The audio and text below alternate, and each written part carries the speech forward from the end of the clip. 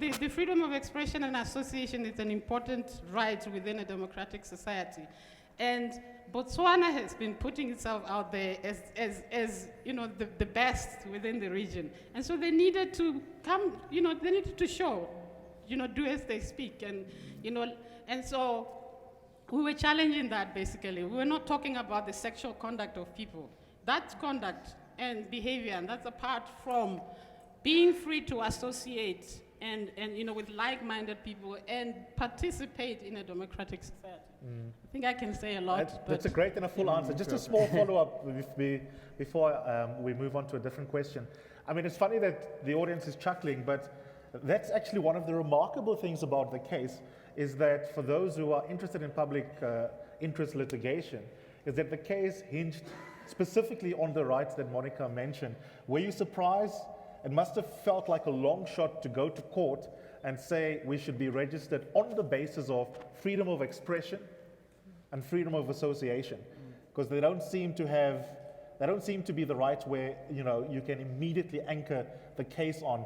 And I think there's a lesson to be learned there about the importance of, as you're saying, creative litigation, Monica. Should I continue using this one? I have We two can hear mics you. right now.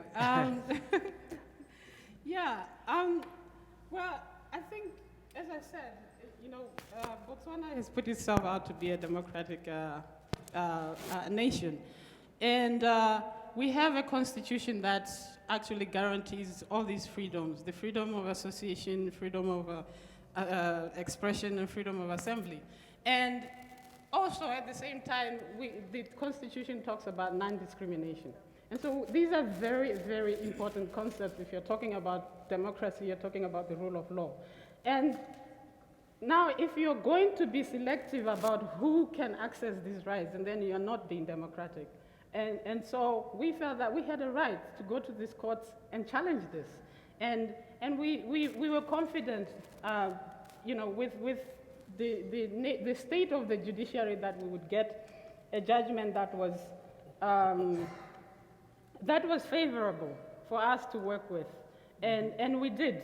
The judge in this case basically said that your sexual conduct has got nothing to do, with these freedoms. Your freedom of association, freedom of expression are fundamental, and you should be allowed to. It doesn't matter how small, whether it's one person or 10 people, everybody has a right to. And no limitation as to, things like, the government said, majority of people in the country would be against this.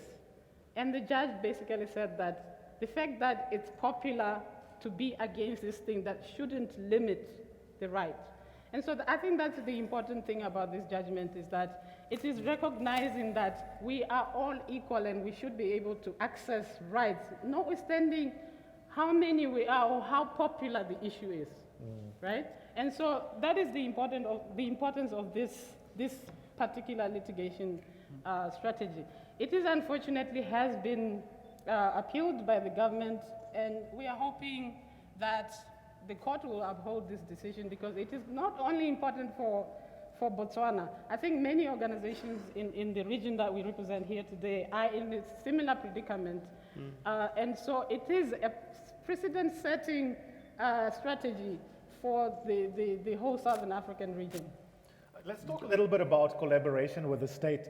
I'm going to start with you, Steve, but anyone can jump in on this one. We have two examples here, contrasting legal successes, but in both of the stories from Danilo and Monica, you have the state as something that one has to fight with almost. And with the national task team that has been set up now, that's actually an initiative that is being championed by the South African state as a forum where, in fact, they can work collaboratively to try, hopefully, and deal with hate crimes in South Africa. How successful has the task team been at this? And what has been your experience inside the task team in terms of the attitude of the South African state? Yeah, thank you so much, Eusebius, for the question. I think the most important thing, with time in democracy, there's a shift. And there also comes a time where even within our LGBTI sector, there needs to be a shift. So first is that if you take the national task team, that is particularly focusing on on hate crimes targeting LGBTI people. And this is a collaboration, but there's a leadership aspect that is being taken by the state.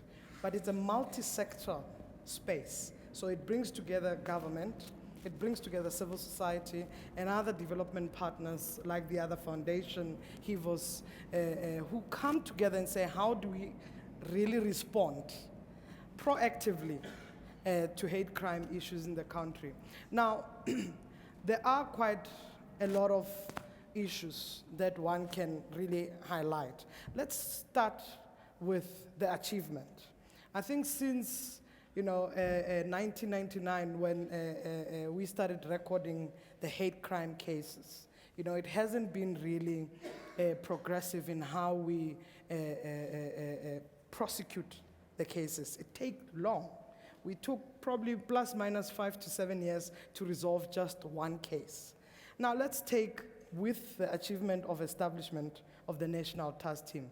Right now we were resolving some of the cases like the Ventersdorp case, a gift who was murdered, brutally murdered, and we'll come back to that later.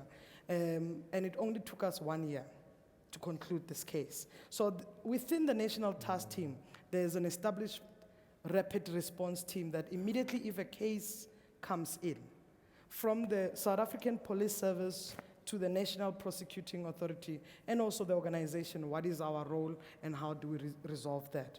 But also, what is happening now is that the challenges, it's whether or not are we as LGBTI organization active enough.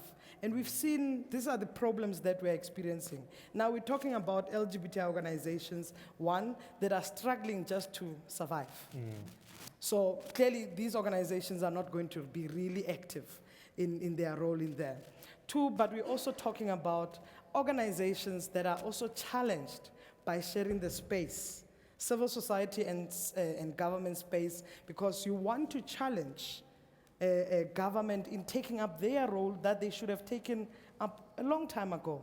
And I think the most important thing is government should focus on their responsibility, and which is service provision. Now we're putting pressure in a state that was supposed to literally take the space initially. But I can tell you that, Eusebius, that because it's multi-sectoral, we all have responsibility.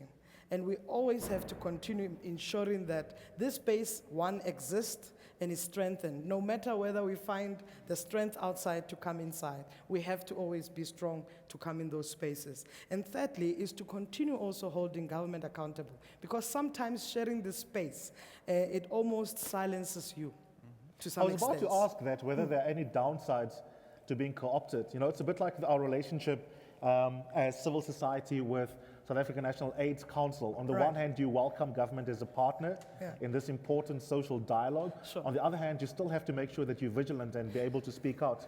Yeah, I think I've got the opportunity to really serve as a co-chair of both, from the HIV world as the National AIDS Council, but also in the National Task Team. I think the most important thing, you need to be clear what your agenda is. If you're not clear as civil society what your agenda is, you lose it. Take, for instance, you raise the National AIDS Council, which I'm co-chairing with the Deputy President of the Republic. The most important thing is that how do we ensure, we've got a 5-year document, all these spaces develop national strategies.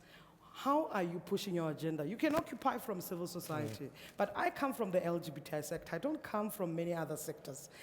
I want to ensure that LGBTI issues are integrated first within the document that guides these spaces. So both the National Task Team and the National AIDS Council, it reads sexual orientation, gender identity, LGBTI. Post that, it's what is it that we're doing as an organization to ensure that what has been prescribed in the documents that guides us should be adequately and competently implemented. So I think, we are sitting in a space where we find ourselves throwing up names and words and programs, but we're not taking a follow-up. And that's what's happening in our sector. So when I say that we become silent because we see the wording. but we don't necessarily take up the responsibility to ensure that the implementation takes place. So I don't think civil society is being co-opted. I don't think so. I think civil society is also not taking up enough time and space to challenge or to take up that space adequately.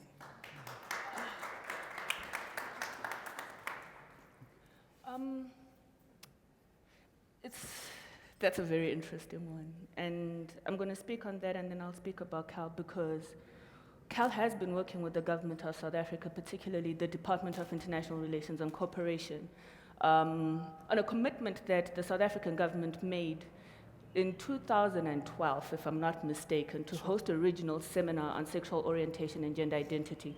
This was post South Africa having introduced the resolution on sexual orientation and gender identity at the United Nations.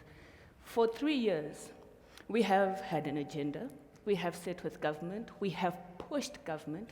We have come together as civil society to ensure that this meeting took place. And yet, to this day, government has done nothing, particularly around sexual orientation and gender identity. And what's interesting is that at an international level, South Africa will say, yes, we will do this, we're committed to sexual orientation, gender identity, ending violence, and yet when we come back home, that is not the conversation that's happening. So I feel like there are two layers of what's going on with the government of South Africa where we can say, yes, we can sit down and talk about maybe HIV and AIDS is a conversation that is happening and where South Africa is pushing. When it comes to sexual orientation and gender identity, that is a completely different situation altogether, both in international spaces at the UN and at the African Union. So I feel like there's a lot more that should be done.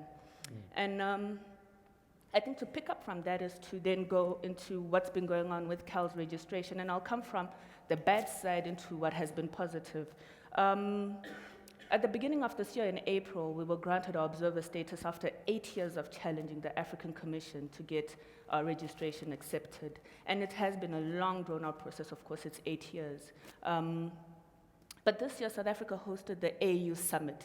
And it was at the AU Summit that the Executive Council of the AU put forward a request to the African Commission to say that they are requesting that the African Commission withdraw CAL's observer status. And it wasn't just about CAL's observer status, so it's to withdraw CAL's observer status because it goes against African values, and to start a process of critically analyzing organizations that are putting forward their applications for observer status. So on one hand, it's a threat to CAL, and on the other hand, it's a threat to any other organization that is working outside of what is considered to be African values, what is morally right in Africa. And the reason why I raise this is because this meeting has been hosted in South Africa. South African representatives who are about sexual orientation or human rights for all, freedom for all, whatever kind of language we want to use, were represented at the table, did not at any point defend not only their own constitution, but an organization that's registered in their country. And we may say that, well, South Africa is trying to maintain the various relationships that it has with other countries because of trade or whatever it is, mainly trade, of course. But the fact is, South Africa does not speak up. And I find that extremely problematic on a continent where it's viewed as the flag master of upholding human rights on the continent. And so there has to be a way in which we're challenging more critically the role that our government plays internationally, in the region, and on the continent, even sub-regionally in Southern Africa, when it comes to not only sexual orientation, but there are a range of rights that